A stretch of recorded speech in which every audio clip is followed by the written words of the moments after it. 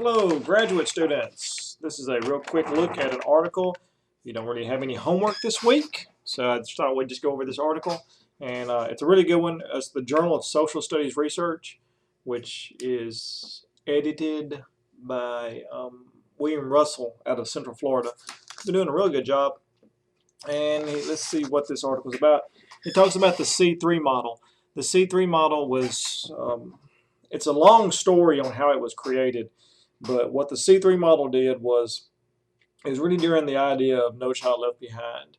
And No Child Left Behind really pushed through there. And then as soon as No Child Left Behind started kind of coming towards an end, President Obama did what's called the race to the top, which were these huge block grants for states.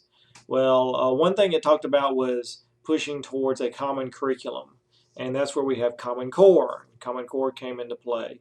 Well, Common Core, as you know, deals with mathematics as well as, I believe, science. But it does not include social studies.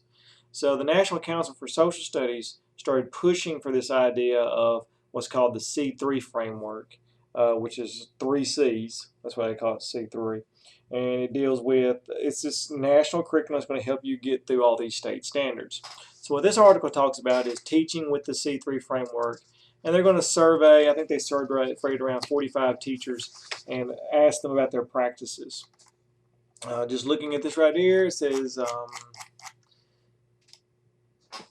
social studies education is tasked with equipping students with skills, aptitudes, and habits for this democratic way of life. And that's something that we see a lot of, is skills, aptitudes, and habits for this democratic way of life. So we want our students to be good citizens.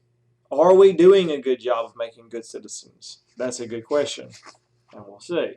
The other thing is the promotion of civil competence. Are we creating students, and that's I circled that. The NCSS said that the #1 overriding goal of social studies was to create civic competence. Civic, of course, is government. Competence, you know what that means. So are we creating people who are competent in education, competent in economics, competent in government, the right to vote, how they need to vote, and all those aspects of that? I go observe student teachers all the time, and I see them, and sometimes they don't take the best respect from students. And I'm like, I sat down with one and I said, what's going on here? And they were like, well, they're seniors, and seniors are hard to control. I said, wait a minute, this is an 18-year-old you're talking about, and you're 25 or you're 24 years old, and you're telling me you can't control a high school senior. And like, well, I can't do it because they're just different. Well, how are they going to function when they get to society, which is knocking on the door? It's March, and they're trying to get to student teaching, and how are they going to handle that when that kid gets into community college? So we need to expect more of our students. When they're seniors in high school, they need to be able to be civic responsible for their role of society. A lot of them, people say, well, they can't do it. Well, we'll see. One of the biggest things this article talks about is applying inquiry processes. It goes back to Dewey, and Dewey, they even mentioned Dewey in he posted 1910, that students learn through investigating problems that are relevant in their lives and coming to their own conclusions. So we want our students to be inquiry-based or inquisitive, and that's good. Think about all the things you've learned in education and all the things you've learned outside that. I had a guy in my office the other day, and he said that he was replacing an alternator on his car. And I was like, man, that's a big job. And he said, I learned everything through YouTube. YouTube's my friend. So because pretty much of money, and he doesn't want to spend too much money with it going with mechanics, he has decided to use the inquiry method. He's learning as much as he can to save money and learn how to do things himself. And that's a big aspect of it. Many people, homeowners, will tell you that they change the oil out of their lawnmowers because it saves money, and it's just so much easier for them to do, because instead of going to go take their mower to get serviced. So we need to start promoting that in education, and that's what C3 model talks about. This idea of developing people who are if they want to learn, they know how to go find that and they know how to process that. Those are big elements of that. So we're not trying to create lunatics who just walk around and learn everything themselves. No, we're trying to give the people the basic skills, the basic understanding so that they can go learn on their own. Is that possible? Investigating problems is another aspect. And then as we scroll down, the disconnect between theory and practice. Despite all the calls for social studies to be taught in an inquiry fashion, where students come into contact with various pieces of evidence and ask questions and come to conclusions, evidence from research suggests that typical social studies classrooms is not structured in that way.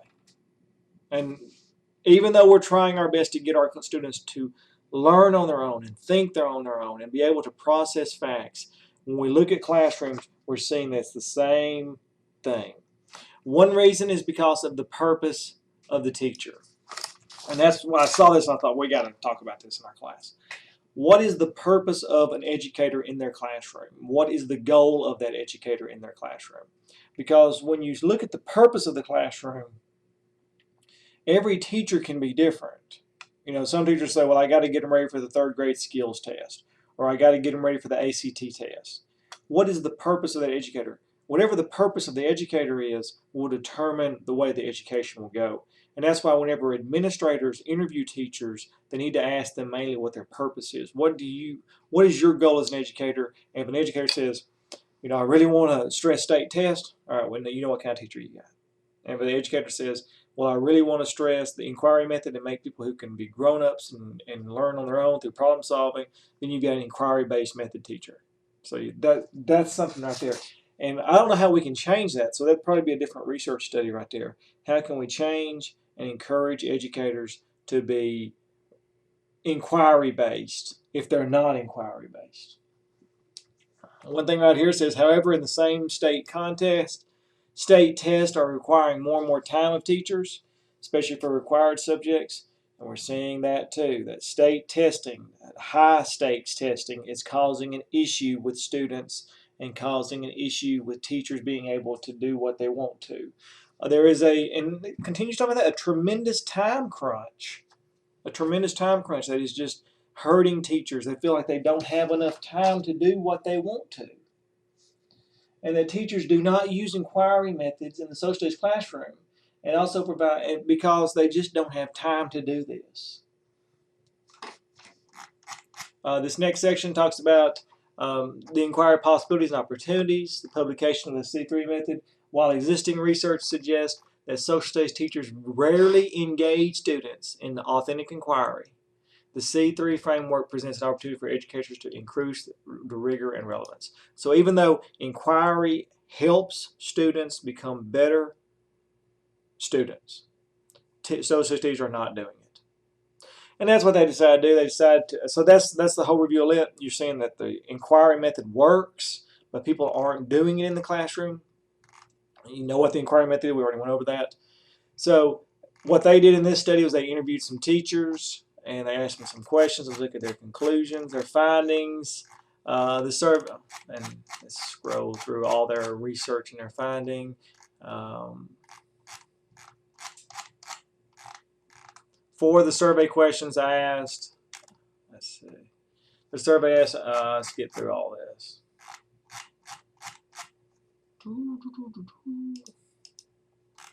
Discussion. The purpose of the study was to examine the extent to which a sample of social studies teachers in one school district in the southeastern state are incorporating the C3 framework.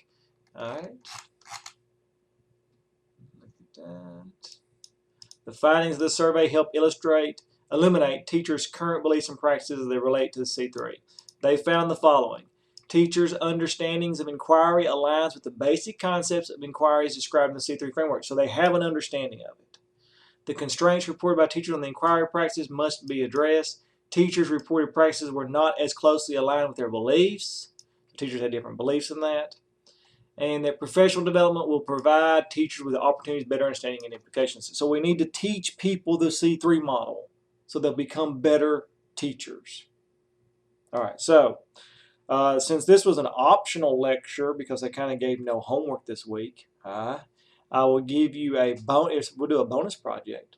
I would like you to research the C3 model and just write in a Word document what the C3 model is and what you learned about the C3 model, and see how. See, that's all you gotta do. Don't copy Wikipedia. Just kind of go to ncss.org and look at the C3 model, do a little research on it, and just write me a Word document on what you know the C3 framework model is and what you learned about it. Real easy, real simple, and I'll get you some bonus points. Thank you for listening.